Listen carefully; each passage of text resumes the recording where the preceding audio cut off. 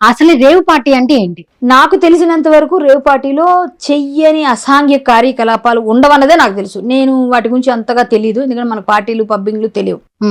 So అది విన్నదే, మీలాగా చూసిందే. కాబట్టి అన్ని దొరుకుతాయి ఇక్కడ, మందు మాదక ద్రవ్యాలు ఉన్నాయిగా, పట్టుబడ్డారుగా, అంతే అంతే. అంటే చెయ్యని ఇంకొకటి చెప్పడానికి లేదు, అంటే చెత్త పనులన్నీ ఆవిడ చేస్తారని, సింపుల్. అది తెలిసి కూడా హేమ గారు వెళ్ళారు అయితే.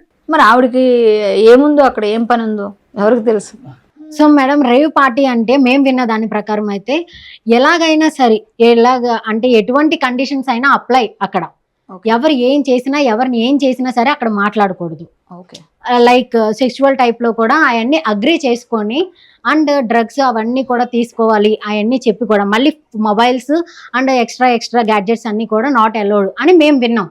అవన్నీ కరెక్టే అంటారా? నాకు తెలియదండి, నేను అసలు ఆ పార్టీల్లో ఎప్పుడు వెళ్ళలేదు, పాల్గొలేదు. ప్లస్ దాని గురించి అంత డీప్గా నేను ఎప్పుడు డిస్కస్ చేసిన అవసరం లేదు. చెత్త వాటి గురించి నేను మాట్లాడాల్సిన అవసరం లేదు కాబట్టి నేను చెత్తవన్నీ పట్టించుకోలేదు. సో నాకు తెలియదు, మీరు చెప్తున్నారు కాబట్టి అన్నీ చేస్తారన్నది అయితే మీరు చెప్పిన దానికి నేను చెప్పింది ఒకటే. కాకపోతే మీరు ఎట్లా అంటే ఇలా ఎలా అని వివరించారు, నేను అన్నీ జరుగుతాయని చెప్పాను, సేమ్ అదే. కాబట్టి మరి అలాంటి వాటికి వాళ్ళు వెళ్ళారు అంటే వాళ్ళకి ఏం పని ఉందో, లేకపోతే అక్కడ ఏమి అనుకున్నారో, ఎవరు పిలిచారో ఏంటనేది అన్ని పోలీసులు తీసుకొని బయటికి రావాలి. మనకు తెలియదు ఆ విషయాలు. ఆవిడ పేరు మార్చుకోవడం అంటే సార్ అడిగినట్టుగా ఆవిడ పేరే కృష్ణవేణి అంటారు, ఆవిడ పేరు స్క్రీన్ నేమ్ మాత్రం మార్చుకున్నారు కదా. తర్వాత మళ్ళీ అదే ఆధార్ కార్డులో పెట్టుకున్నారా, ఇదే ఉందా, అది మనకు తెలియదు, ఇంకా అది కూడా తెలియాలి. సో పేరు వల్లే కొంచెం కన్ఫ్యూజన్ వచ్చి 2 రోజులు మనం కన్ఫ్యూజన్లో ఉన్నాం. ఇప్పుడు 50 lakhs అంటారు ఒక్కొక్క టికెట్ రేవ్ పార్టీకి.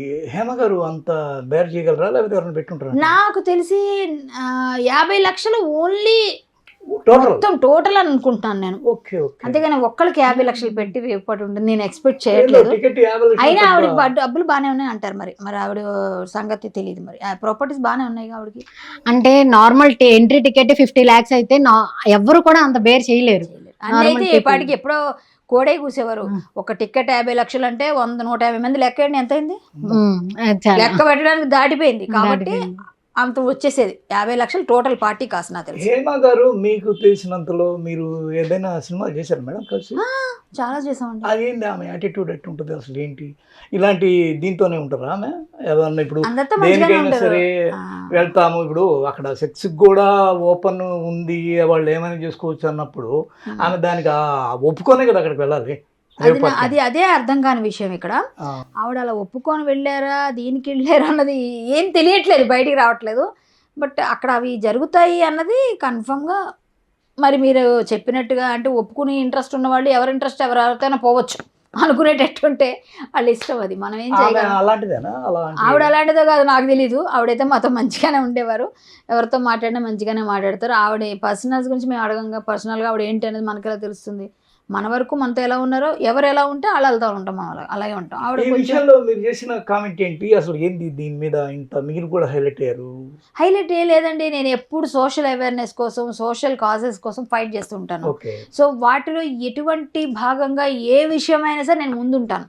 ఇప్పుడు ఈ పార్టీ అనేది చాలా తప్పు అన్నది నేను క్వశ్చన్ చేయడానికి, బయటికి రావడానికి కారణం. ఇలా పార్టీస్లో పిల్లలు చూస్తే ఇన్ఫ్లుయెన్సెస్, మేము ఎవరైనా చూస్తే మమ్మల్ని చూసి ఫాలో అవుతారు. సో మనల్ని చూసి చాలా నేర్చుకునే చిన్న పిల్లలకి ఏం చెప్తారు మీరు? మీ ఇంట్లో పిల్లలు ఉంటారు, మా ఇంట్లో ఉంటారు, పెద్దలు ఉంటారు, చిన్నపిల్లలు పెద్ద పిల్లలు అందరినీ మనం మానిటరింగ్ చేసుకుంటూ ప్రతిక్షణం గడపలేము.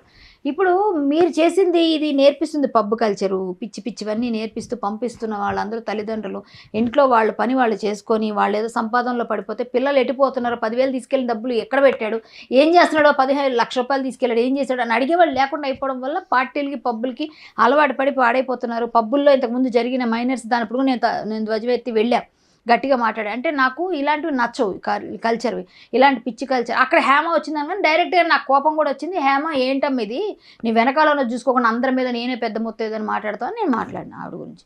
అందులోనూ ఆవిడలాగా మాకు ప్రతిసారి ఎక్కడెవరు ఇష్యూ ఉన్నా సరే నేనే అసలు వచ్చి నేను మాట్లాడతా, తాట తీసేస్తా అని మాట్లాడే మనిషి ఈరోజు బయటికి ఎందుకు రావట్లేదు? సంథింగ్ ఇక్కడ మెస్సీ ఉంది. ఆ మెస్సీ ఏంటనేది పోలీసులు తీయాలి, లేకపోతే ఆవిడ వచ్చి మాట్లాడాలి. ఆవిడ వచ్చి మాట్లాడే అంత మోహన్ జల్లకో రాలేదేమో.